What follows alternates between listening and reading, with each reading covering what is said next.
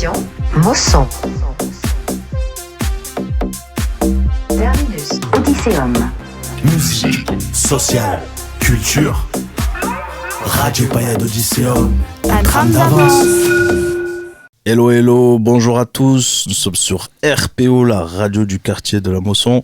Aujourd'hui, nous recevons le GTKD. Bonjour.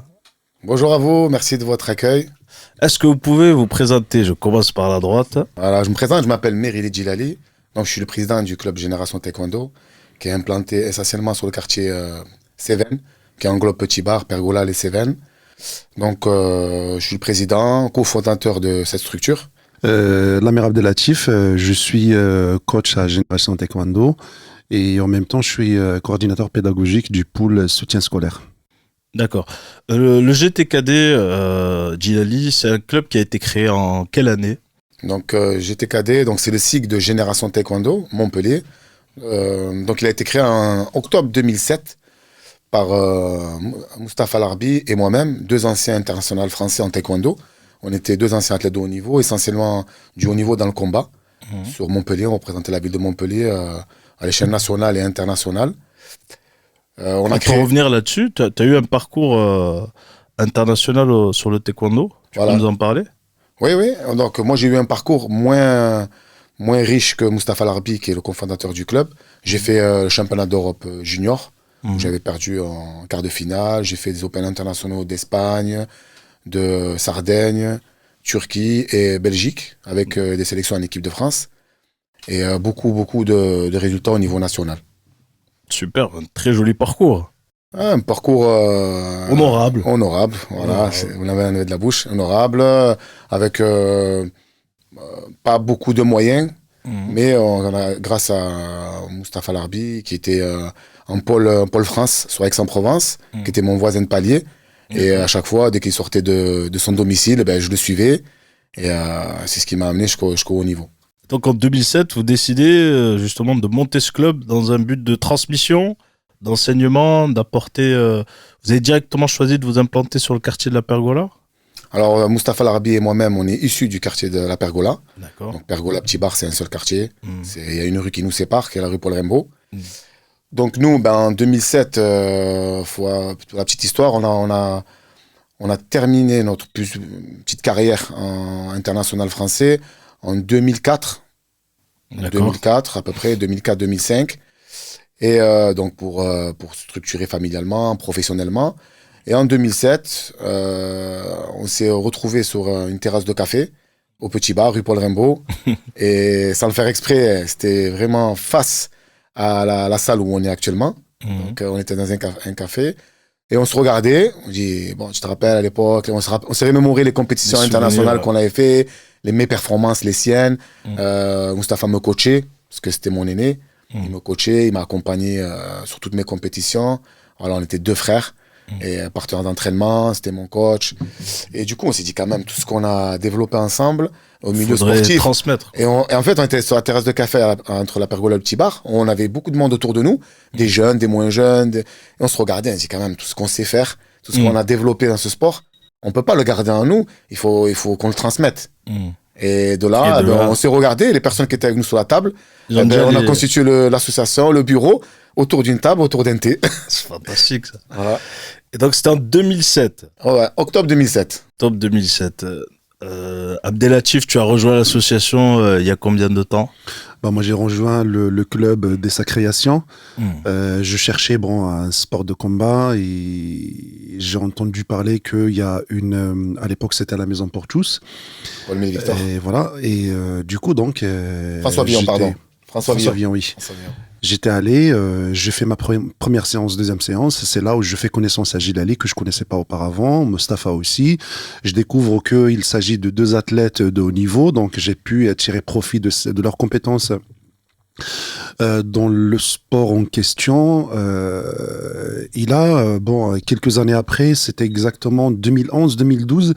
Et de fil en aiguille, on parlait avec Djilali. Moi, j'avais l'idée toujours de passer mes compétences aux jeunes du quartier en matière d'enseignement. Je suis enseignant-chercheur en économie. Et puisque j'ai accroché à l'association club, Gilal avait cette idée, il voulait développer beaucoup de choses, il a encore donc beaucoup de choses à donner au quartier. Et du coup, donc, on s'est mis d'accord sur le fait de faire quelque chose ensemble au nom du club. Et c'est là on a eu donc le premier local et on a débuté les premiers cours de soutien scolaire. Au début, l'idée, c'était pour les adhérents du club. Et l'idée principale, bon, tout projet commence par une idée. Hein, et là, l'idée, c'était une idée de sport-études. Permettre à nos compétiteurs et les adhérents en général du club d'avoir des heures, donc puisqu'il allait à l'entraînement donc 3 fois par semaine, leur permettre en parallèle un soutien ou un suivi scolaire. Au début, c'était... Excuse-moi de te couper, est-ce que ça arrive justement que parfois le sport prenne le pas justement sur les études?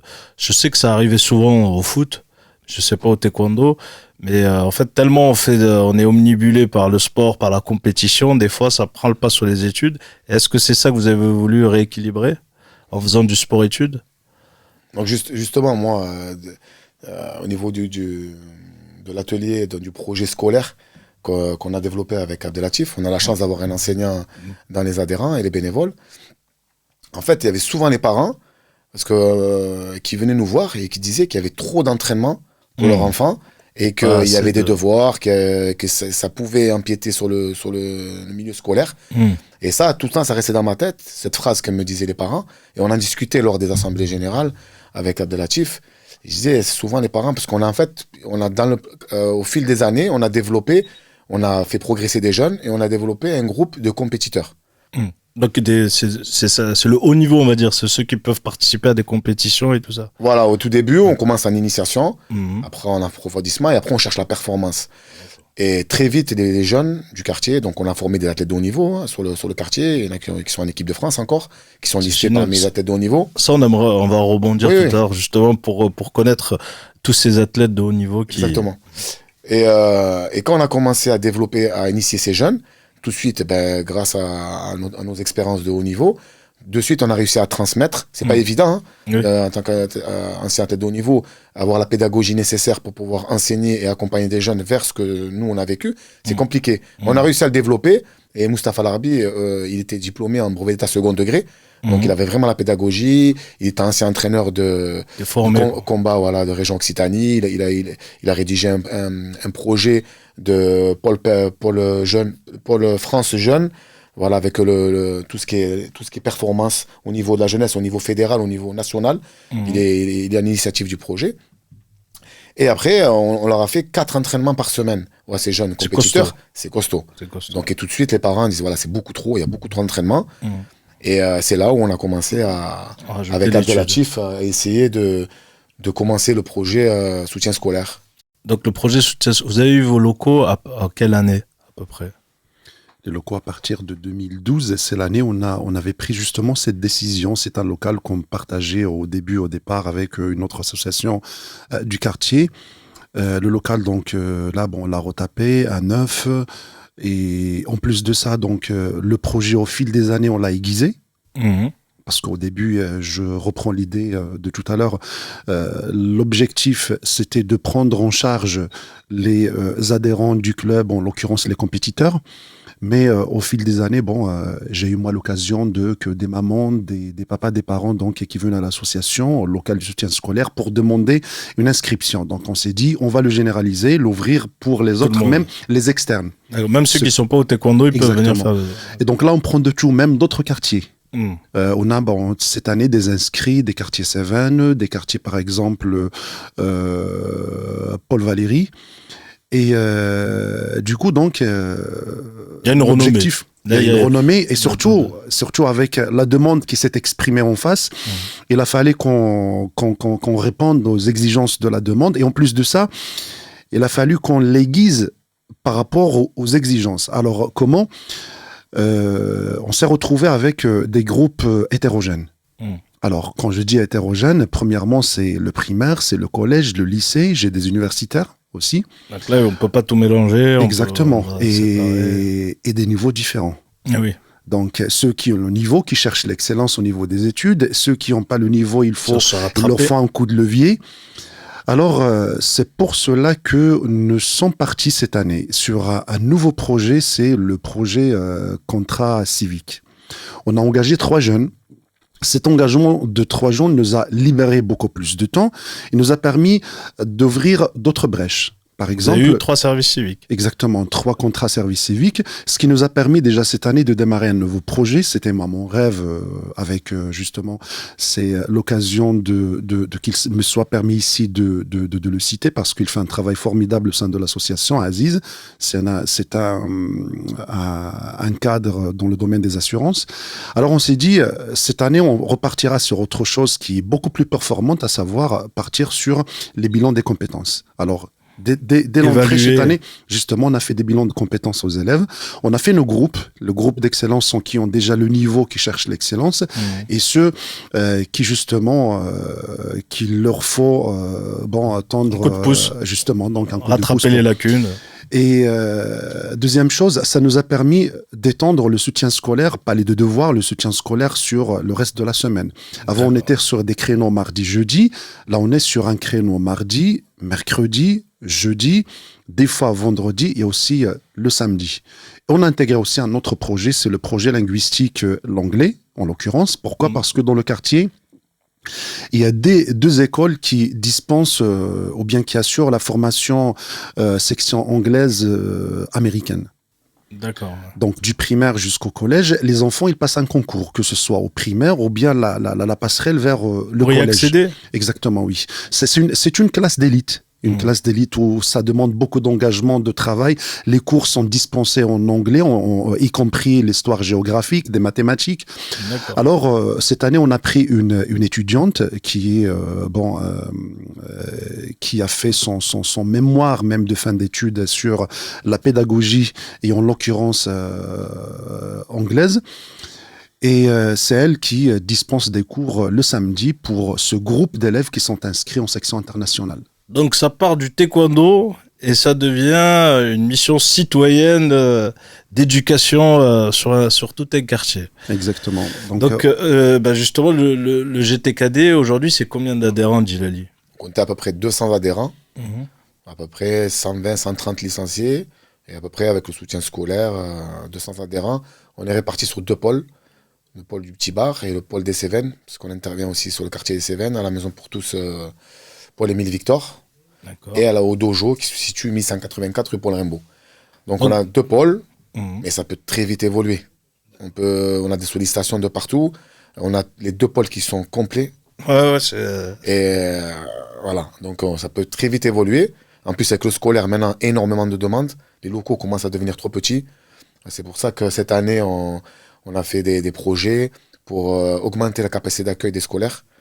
Donc, Est-ce que vous utilisez les maisons pour tous en partenariat ? Pour le soutien scolaire, non. En fait, on a un local qui a été mis à disposition par Héros Habitat et on en profite pour les remercier. Grâce à eux, on peut accueillir ce public.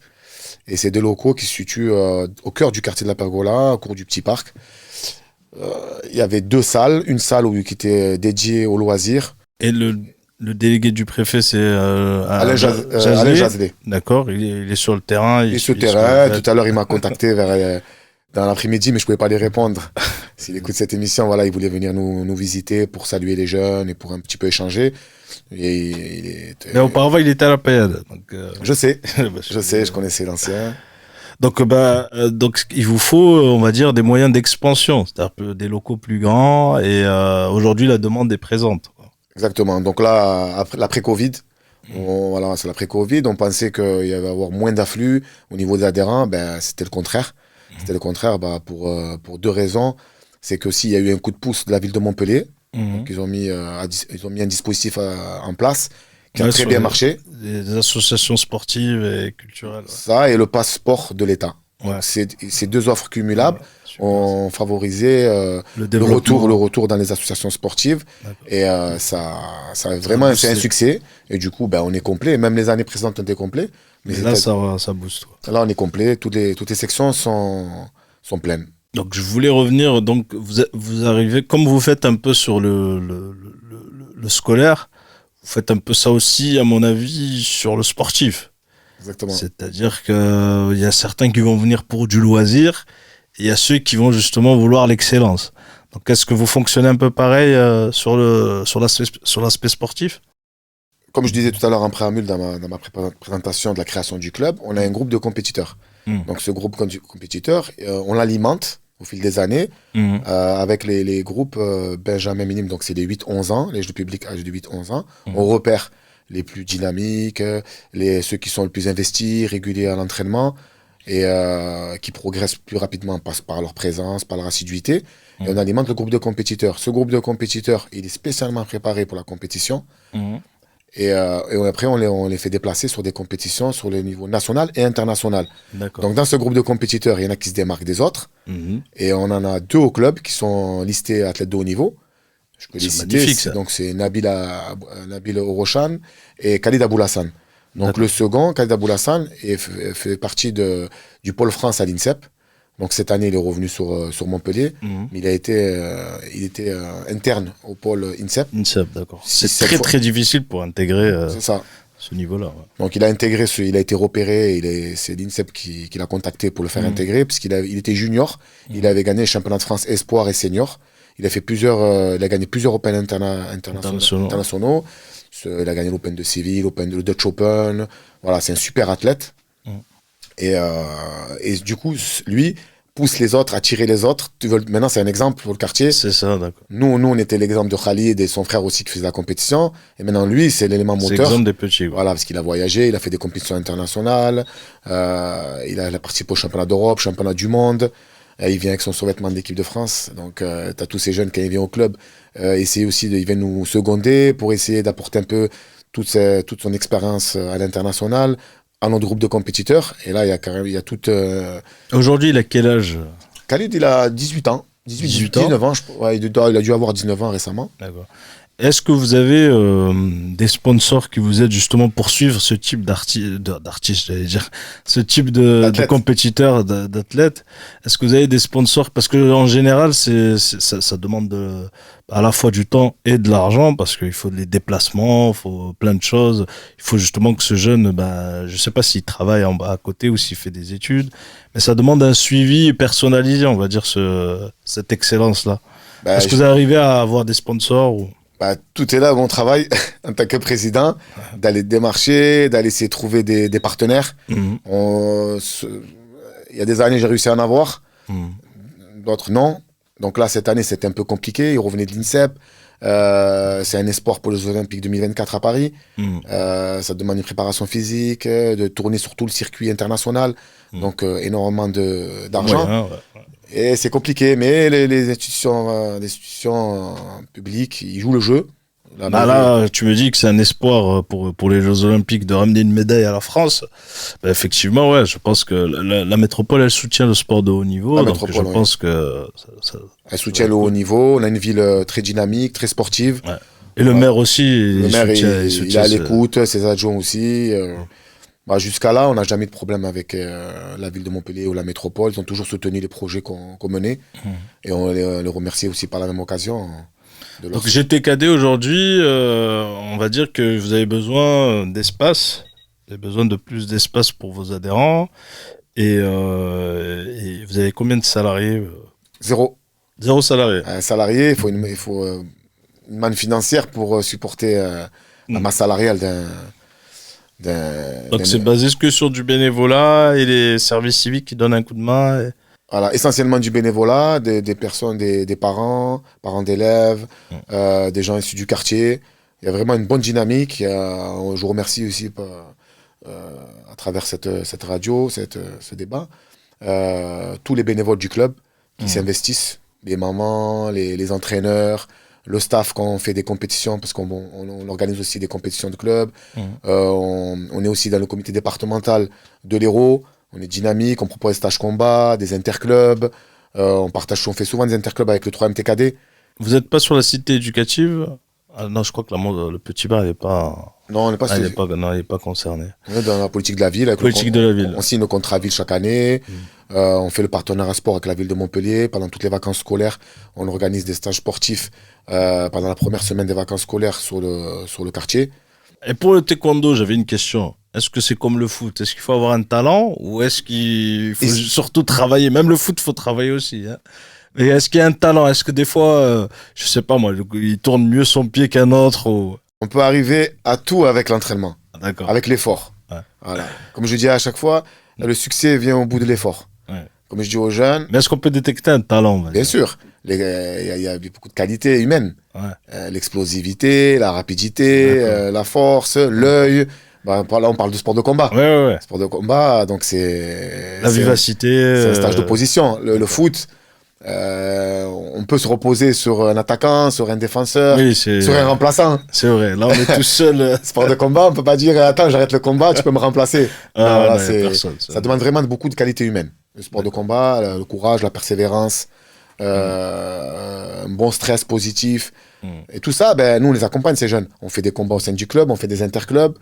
On les Et votre expérience de haut niveau, justement, vous permet de transmettre ça aussi aux jeunes, quoi. Vous avez connu ça. Nous, on les entraîne, on les coach, on les accompagne mentalement. On essaie de les rassurer de par notre présence sur les combats. Et on est à l'écoute. Alors, on a des problèmes. Hein, c'est-à-dire, on a des problèmes de manque de confiance. Il y a des jeunes qui perdent leurs moyens dans des compétitions. Ouais, alors ça qu'à la arrive, salle, ouais.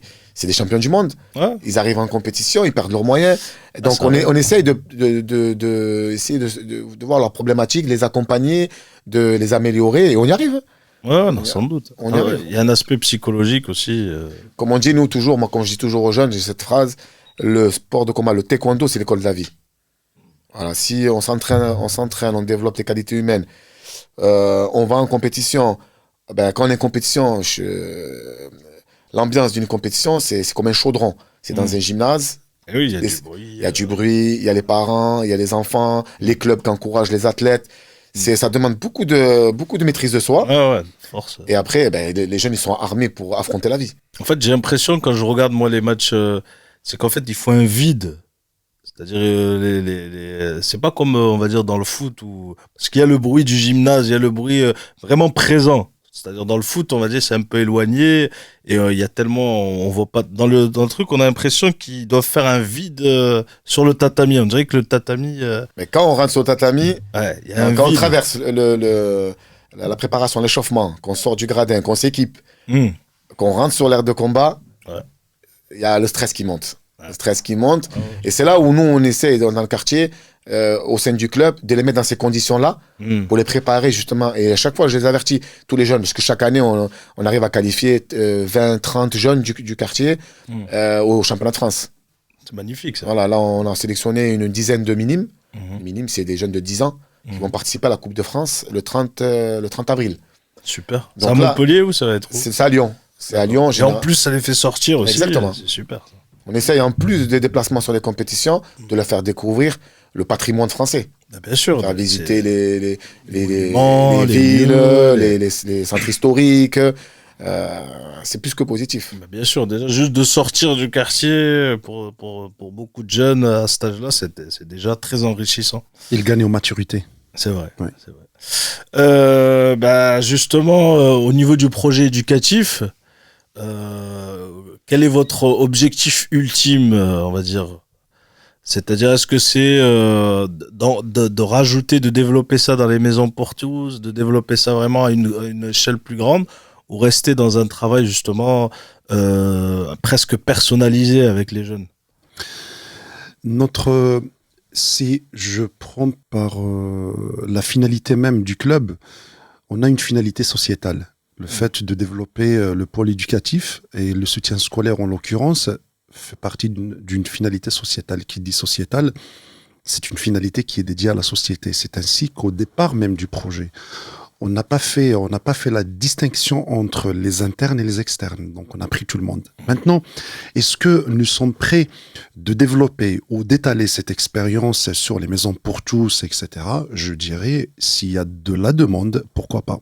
Parce que c'est vrai, comme il a bien avancé, Gilali tout à l'heure, on commence à être limité dans l'espace des locaux qu'on dispose pour développer justement cette activité. Au petit bar, voilà. Sur le petit bar, voilà, on entend parler justement. Cette année, par exemple, il y avait une attractivité sans précédent.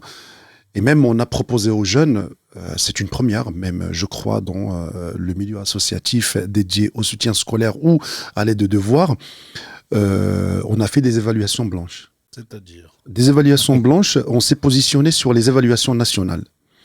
Ces évaluations nationales, ce sont les évaluations sur lesquelles se basent les écoles publiques pour évaluer, comme leur nom l'indique, évaluer le niveau des élèves. Est-ce qu'il est acquis, pas acquis, etc. Donc, on l'a fait. Et je sais que ça a fait un boom au niveau du quartier. Et depuis, on a eu de plus en plus d'inscriptions. Et on aura d'autres évaluations blanches pour la deuxième période. Il y a la première période qui débute normalement de décembre jusqu'en janvier. La deuxième période, le mois d'avril-mai, avant la fin de l'année. Et ça vous intéresse pas de faire une dictée géante? Ça se fait beaucoup à Paris et dans les villes. On avait d'autres projets. Nous. Moi, j'avais un projet que je n'ai même pas parlé encore à Delatif, qui est le responsable du poste scolaire. Donc, je vais te voilà. L'exclusivité. Je voulais te parler. On va essayer de faire un diplôme de chez Génération Taekwondo, un diplôme avec une évaluation propre à notre structure. Et après, on pourra l'ouvrir à toutes les autres structures du soutien scolaire qui font un diplôme qui englobe un diplôme le sport, le vivre ensemble, l'école. Un diplôme scolaire. Moi, je voulais proposer ça, faire un diplôme, un joli diplôme. Tu veux remplacer avec une évaluation. Le ministère de l'Éducation? Non, juste comme ça pour le quartier, même le projet de la dictée géante. Ça serait sympa de mélanger. C'est-à-dire un jeune, avec un coefficient, tu mets le sport, le comportement, l'école. Et il a une note globale, le diplôme GTKD très bon, très. Non, faire un petit peu. Moi, je voulais faire un genre d'évaluation. Le nouveau bac, GTKD. Une petite évaluation, par exemple pour les collégiens, bien avant le brevet, ça peut déjà préparer, mettre dans les conditions. Examens blancs. Voilà, un petit examen blanc avec un petit diplôme, c'est toujours honorifique.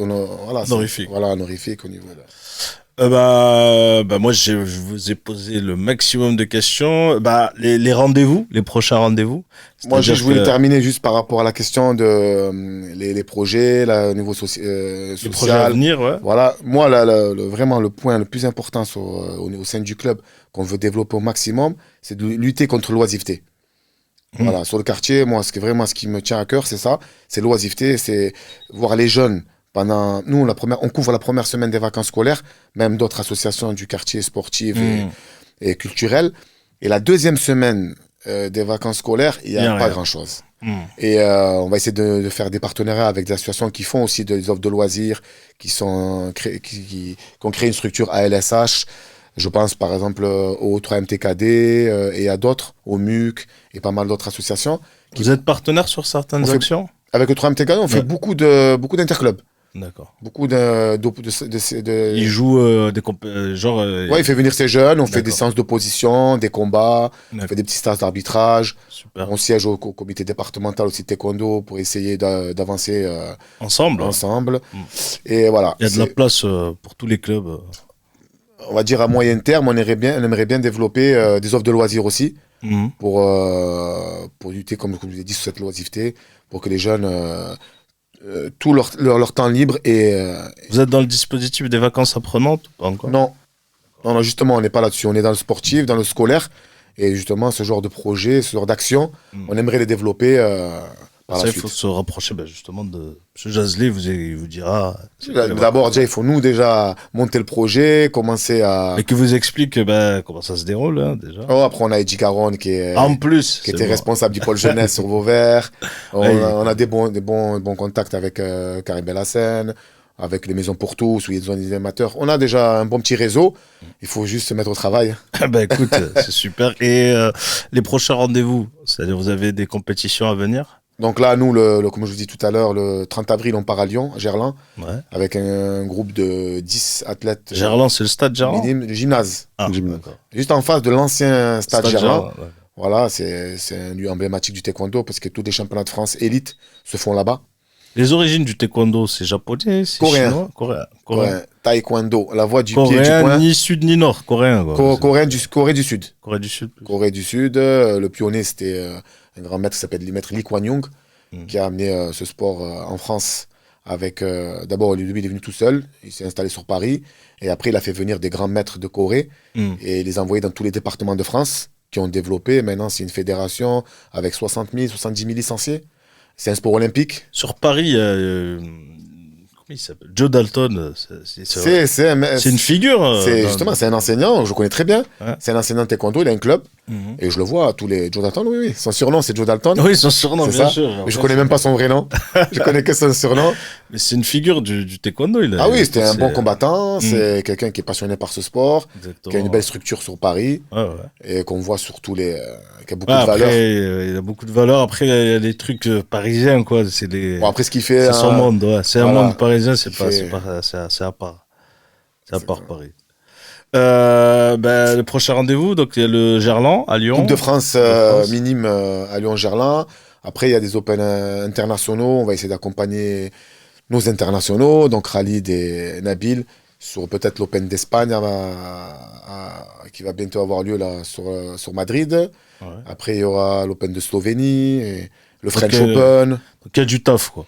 Il y a du boulot et de la préparation, Et du mental aussi. du mental. Mental, Pour nous, pour ne pas pour lâcher vous, les pour créneaux, soutenir et- pour essayer d'accompagner au maximum et aussi pour continuer à motiver ces jeunes, à les garder sur le rail pour essayer Et, d'aller chercher des les grosses pépites, performances. qu'on espère voir aux Jeux Olympiques, qu'on espère voir. Ouais, après, on a des jeunes, cas, on a des jeunes, franchement, on est ambitieux, on a des jeunes qui sont en train de monter, des filles, beaucoup de filles. C'est un sport qui attire beaucoup le jeunes public filles. féminin. Ouais. On a à peu près 45, voire 50% de filles comme adhérents. C'est très très bien dans les quartiers. Ouais. Dans les QPV, c'est très difficile à. Ça plaît énormément chez les publics filles Le taekwondo. le taekwondo. D'accord. Parce que il y a beaucoup de souplesse, Mm. c'est moins violent que d'autres sports de combat. La boxe, peut-être. Voilà, ça marque moins. Et du coup, ça plaît. C'est beaucoup mieux protégé que des autres, comme la boxe. Et taekwondo, c'est beaucoup les jambes, non? Alors, comme je disais tout à l'heure, taekwondo, c'est la voie du pied et du poing. Ouais. Donc, c'est des coups de poing, des coups de pied. Mhm. Par contre, les coups de pied, c'est au-dessus de la ceinture. On tape en dessous. Voilà, on tape en dessous. À partir de la catégorie cadet, on peut taper à la tête avec les jambes Ouais. et au plastron, au niveau du buste. Et par contre, les poings, c'est juste au-dessus de la ceinture et à ce niveau-là. Au niveau du Au buste, visage. du plastron. Pas le droit de frapper au visage. C'est ce qui différencie avec le karaté Ouais. et le kickboxing. Et au pied, on a le droit de taper au visage. Droit de taper le visage, on a le droit de Ouais. mettre KO. C'est bizarre, ouais. KO, ouais. Et le poing, non. Donc, du coup, c'est un sport spectaculaire. Ouais, il y a Beaucoup de coups de pied retournés, d'enchaînement de coups de pied. Donc, plus on frappe à la tête, plus il y a plus de points. D'accord, Donc, c'est la meilleure. Ouais, en fait, meilleure note, quoi. pour faire simple, le coup de pied au corps, c'est 2 points. Coup de pied à la tête, c'est 3. Coup de pied retourné à la tête, c'est 5. Retourner genre. Voilà, un coup de pied retourné à la tête, comme dans Van les Damme, films. c'est du taekwondo, non? Non, il a fait du full contact. Full contact, oui. Après, les coups de pied se ressemblent. Ouais. Les coups de pied se ressemblent. Je vous remercie. On vous remercie de votre venue Merci chez à nous. vous. Et on espère, on est de tout cœur avec vous et on va suivre tous vos prochains événements et tout ça, en espérant que vos athlètes aillent au sommet. On vous remercie. Et moi, nous aussi, on vous remercie de votre structure. C'est une belle structure. C'est bien ce que vous faites, de recevoir les associations pour parler un petit peu de tout ce qu'on fait.